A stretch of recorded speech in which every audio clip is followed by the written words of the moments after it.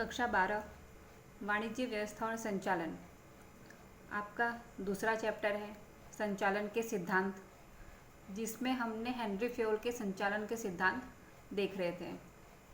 तो उसमें हमने शुरुआत के जो 7 पॉइंट हैं उनको समझ लिया था।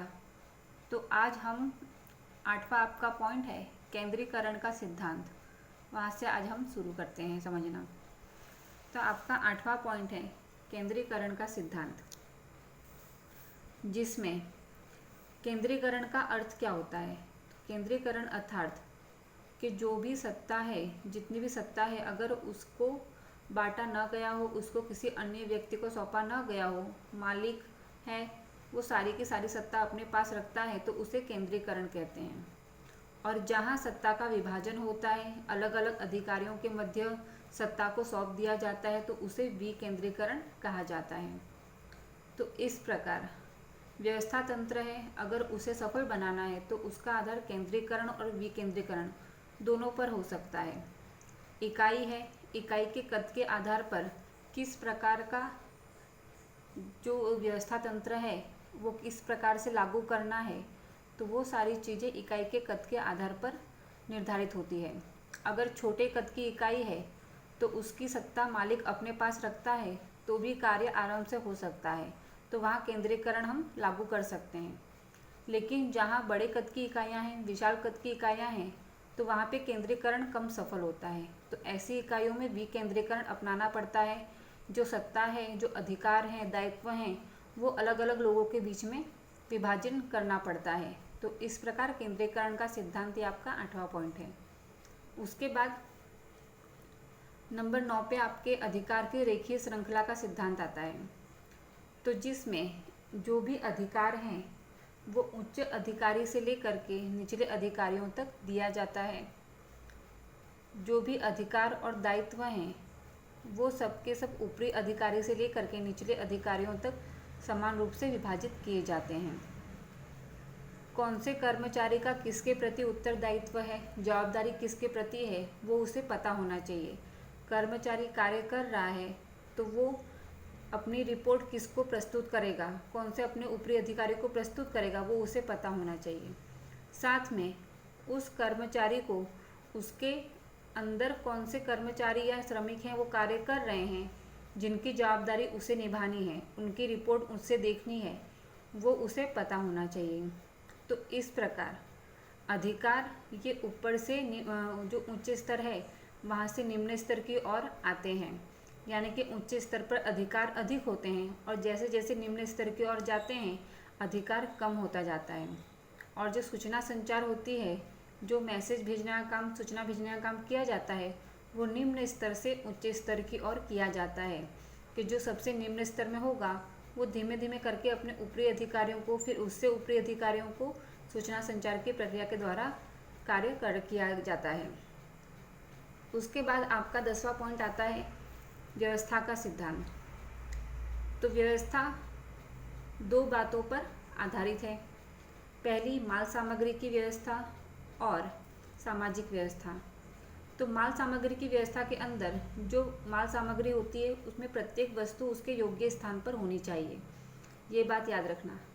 और उसी प्रकार सामाजिक व्यवस्था के अंदर जो कर्मचारी हैं, कुशल कर्मचारी हैं, जिनकी योग्यता काफ़ी अच्छी है, अनुभव काफ़ी अच्छी है, जो काम करने में काफ़ी कुशल हैं, उनको उनकी योग्यता के आधार पर उन्हें योग्य स्थान प्राप्त हो, इस बात का ध्यान रखना चाहिए। तो ये व्यवस्था का सिद्धांत है, जिसमें माल सामग्री की व्यवस्था और सामाजिक व्यवस्था का आधार रखा जाता है। उसके बाद आपका 11वां पॉइंट आता है समानता का सिद्धांत। समानता के सिद्धांत में जो कर्मचारी हैं उन कर्मचारियों में समानता होनी चाहिए, न्यायपूर्वक कार्य होना चाहिए। तो जो संचालक करता हैं, जो संचालक हैं, वो कर्मचारियों में भेदभाव न रखें। जो भी अगर कर्मचारी कार्य कर रहे हैं तो उसे एक समान दृष्टि से देखें, समानता का सिद्धांत लागू करें। तो वहाँ पर इस प्रकार की इकाई होगी तो वहाँ पर जो उद्देश्य है उसे आसानी से सिद्ध कर सकते हैं। साथ में कर्मचारी हैं तो उनका संचालकों के प्रति व्यवहार, रुझान, निष्ठा ये सारी चीज़ें समानता और न्याय पर आधारित हैं कि जो कर्मचारी हैं वो संचालकों के प्रति जो व्यवहार करेंगे, निष्ठा यानी कि जो वफादारी अपनी निभाएंगे, रुझान यानी कि उनका जो झुकाव है, ये सब किस पर आधार होगा? अगर कर्मचारियों को समानता के भाव के साथ देखा जाएगा, उनके साथ न्याय किया जाएगा, योग्य वेतन वगैरह दिया जाएगा, तो इस प्रकार समानता के सिद्धांत के अंदर कर्मचारियों में समानता रखी जाए, समानता लागू किया जाए, तो इकाई अपना ध्येय आसानी से सिद्ध कर सकती है। उसके बाद आपका 12वां पॉइंट आता है कर्मचारी स्थिरता का सिद्धांत। कर्मचारी स्थिरता यानी कि लंबे समय तक कोई भी कर्मचारी है वो एक ही इकाई में या कंपनी में टिका रहे, वर्षों तक टिका रहे। तो जहाँ पर जो भी कंपनियाँ या इकाइयाँ हैं जहाँ पर इस प्रकार के कर्मचारी हों जो सालों तक एक ही कंपनी में टिके रहते हैं, तो ऐसी इकाइयाँ अपना ध्येय आसानी से सिद्ध कर सकती हैं, उनकी प्रतिष्ठा मूल्य में वृद्धि होती है, उनका नाम मार्केट में काफ़ी अच्छा होता है, क्योंकि ये जो स्थिर कर्मचारी हैं वो व्यावसायिक इकाई की पूंजी के समान होते हैं।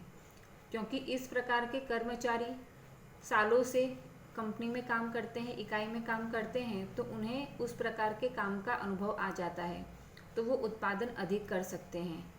साथ में इस प्रकार के जो कर्मचारी हैं अगर उन्हें बोनस दिया जाता है, पदोन्नति है यानी कि उन्हें प्रमोशन दिया जाता है, प्रशिक्षण दिया जा रहा है, ट्रेनिंग वगैरह दी जाती है, तो ऐसे कर्मचारी इकाई को छोड़ करके जाते नहीं हैं, लंबे समय तक इकाई में टिके रहते हैं। तो कर्मचारी स्थिरता का सिद्धांत ये बताता है। उसके बाद 13वां पॉइंट आपका आता है सूत्रपात का सिद्धांत। सूत्रपात के सिद्धांत के अंदर जो भी संचालक हैं वो कर्मचारियों को किस प्रकार से कार्य करवाना चाहते हैं, जो संचालक होते हैं वो औद्योगिक सहायता रखते हैं, संचालक हैं तो वो उद्योग या इकाई किस प्रकार चलाना है वो उन्हें आता है। वैसे ही कर्मचारियों में पहल वृत्ति होनी चाहिए, यानी कि कोई कर्मचारी है वो आगे आकर के कार्य कर सके, आगे आकर के अपनी बात रख सके, इस प्रकार की पहल वृत्ति होनी चाहिए। तो जहाँ पे इस प्रकार के कर्मचारी होंगे कि जो पहल वृत्ति कर सकते हैं, आगे आकर के कार्य कर सकते हैं, तो वहाँ पर इकाई सफल हो सकती है। उसके बाद आपका 14 नंबर का पॉइंट आता है समूह भावना का सिद्धांत। समूह भावना यानी भाईचारा, सुमेलपूर्ण एक साथ मिलकर के काम करना।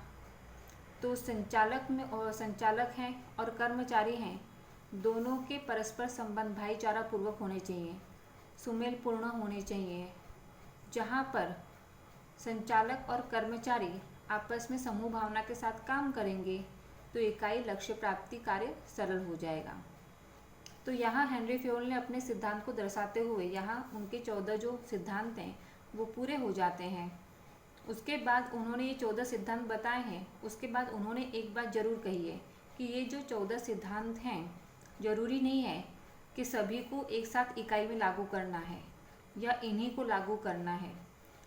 इसमें से कम ज़्यादा जो सिद्धांत हैं वो लागू किए जा सकते हैं, कम ज़्यादा मात्रा में लागू किए जा सकते हैं। साथ में जो संचालक हैं वो अपने अनुभव, संशोधन और ज्ञान के आधार पर नए नए प्रकार के सिद्धांत लागू कर सकते हैं, खोज सकते हैं। तो इस प्रकार जो उन्होंने 14 सिद्धांत अपने दिए हैं, उसके अलावा भी संचालक अपनी कुशाग्र बुद्धि से, अपने अनुभवों से, अपनी योग्यता से नए प्रकार के सिद्धांत लागू कर सकता है और इकाई को सफल बना सकता है। तो यहाँ आपका हेनरी फ्योल के संचालन के सिद्धांत पूर्ण होता है। उसके बाद आखिरी में आपका एक पैराग्राफ दिया गया है। पीटर एफ ड्रकर संचालन शास्त्री हैं, उन्होंने संचालन के क्षेत्र में अपना योगदान दिया है, तो उसके बारे में एक पैराग्राफ आखिरी में बताया गया है। पीटर एफ ड्रकर हैं, सन दिया हुआ है 1909 से लेकर के 2005। जन्म उनका 1909 में हुआ था, मृत्यु 2005 में हुई थी। वो प्रख्यात संचालन शास्त्री थे जिन्होंने जब वैश्वीकरण लागू किया गया विश्व में तो उन्होंने व्यावसायिक इकाइयों में अमूल्य परिवर्तन देखा।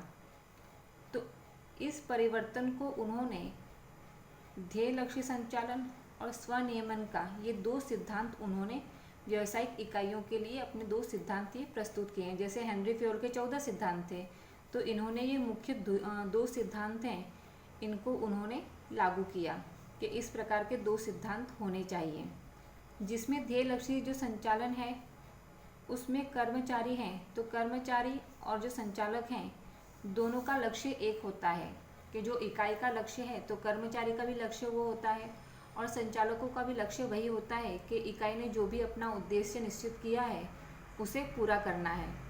तो दोनों का उद्देश्य एक है तो इकाई कोई भी लक्ष्य आसानी से पूरा कर सकती है।